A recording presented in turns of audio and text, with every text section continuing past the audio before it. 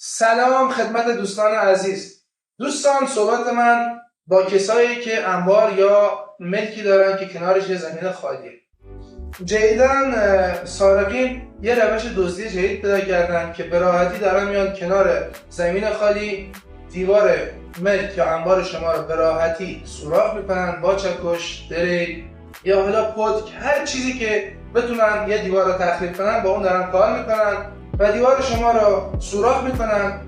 ثروتی که دارید، مالی که دارید، لوازم خانگی که باشه، یه وقت وسیله دارین داخل انبارتونه، هر چیزی که دارین رو به راحتی به سرقت و راه حل این کار اول دزدگیره، دوم یه سنسور اومده که به اسم شوک سنسور.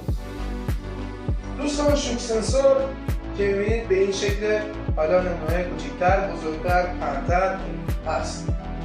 روی دیوارتون به این شکل روی دیوار نصب میشه و با کمترین لرزشی که روی دیوار ایجاد میشه به شما خبر میده، آلارم میزنه و دزدی شروع به فعالیت میکنه، به شما تماس میگیره، به شماره‌ای که به دزدگیر دارید تماس میگیره و با آژیری که بیرون میزنه محلی‌های اون منطقه رو هم جمع میکنه و به کمک شما. ممنون که تا اینجای ویدیو همراه من بودید. با تشکر از شما.